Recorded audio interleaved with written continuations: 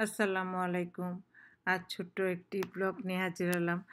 আজ আমি এম দেখাচ্ছি সহজ উপায়ে মানে না ভেজে কিভাবে রোস্টটা রান্না করা যায়। আমি বেশিরভাগ সময়ই এ না ভেজে রান্না করি।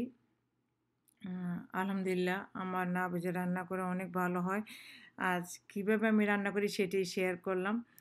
১ম এ আমি তেলে পেঁয়াজগুলো আমি একটু বেরেস্তা করে নেব। বেরেস্তাগুলো হয়ে গেলে এগুলো রোস্টে ব্যবহার করব।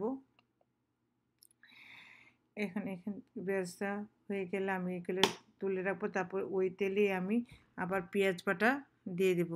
সাথে দিয়ে দিচ্ছি আলু বোখারা, কাঁচামরিচ, তারপরে দিয়ে দেব হচ্ছে আমি এখানে আবার মাঝে আমি একটু ভিডিও করতে ভুলে গিয়েছিলাম। এখানে আমি জয়িত্রী, জয়ফল, পোস্ত দানা বাটা এবং দিয়ে দিচ্ছি এবং লবণটা আপনাদের যার পরিমাণ মতোই দিবেন। তারপরে এখন দিয়ে দিচ্ছি হচ্ছে আদা বাটা, রসুন বাটা দিয়ে দেব। একটু ভালো করে কষানো হলে তারপরে এখন আমি দিয়ে দিচ্ছি হচ্ছে টক দই। টক দই আমি পানিটা ঝরিয়ে রেখেছিলাম।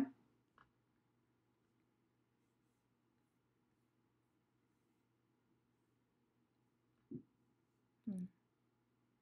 এখন দিয়ে দিচ্ছি আমি একটু মরিচের ফাঁকি, তারপর দিয়ে দেব হচ্ছে একটু ধনিয়ার ফাঁকি, তারপর একটু আবার দিয়ে দেবো একটু গরম মসলার ফাঁকি। এখানে আমি আস্ত গরম মসলাটা ইউজ করিনি, আমি ফাঁকিটাই দিয়েছি।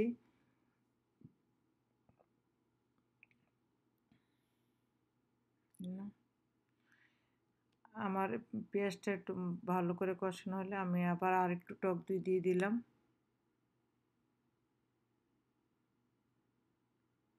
টক দই থেকে যথেষ্ট পানি বের হয়েছে। পানিটা ছেঁকে রেখেছি, তারপরও আরও পানি বের হয়েছে। মাংসটা আমি আগে একটু জর্দা রং আর লবণ মাখিয়ে রেখেছিলাম।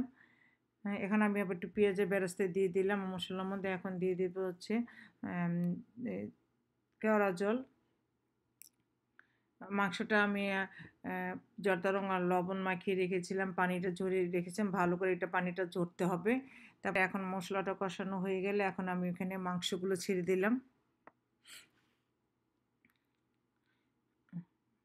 মাংসগুলোকেও খুব ভালো করে নাড়তে হবে। মসলাটা প্রত্যেকটা মাংসের গায়ে লাগাতে হবে।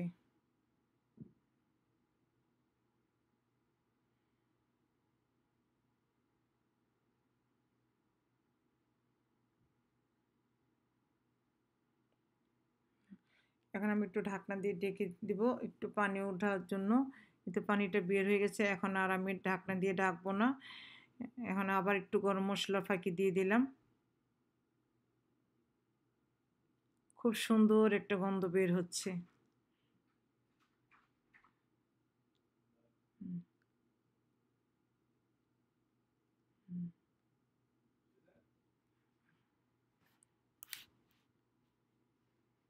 এখন দিয়ে দিচ্ছি বাদাম বাটা। আমি খুবই সহজভাবে করছি। যারা কখনো রোস্ট রান্না করে না তারাও আমার এই রেসিপিটা দেখে করতে পারবে। ট্রাস্ট মি এটা অসম্ভব মজা হয়েছিল সেদিন। আর যারা আমার রোস্ট খেয়েছে তারা অবশ্যই এটা বলতে পারবে আমার রোস্টটা কিরকম হয়েছে। আপনারা ১ম এ তেলের সাথে একটু ঘি এড করে নেবেন। আর নামাবার আগ দিয়েও আবার একটু ঘি এড করবেন। আবারও বেরেস্তা দিয়ে দিলাম।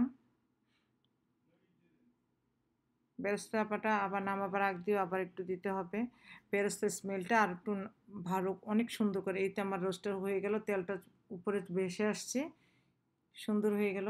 খুব সুস্বাদু একটা দারুণ স্বাদের রোস্ট। খুবই সহজ উপায়ে করে ফেললাম। এখন একটু ঢেকে রেখে দেবো জাস্ট একটু বেরেস্তার গন্ধটা বের হওয়ার জন্য। হুম।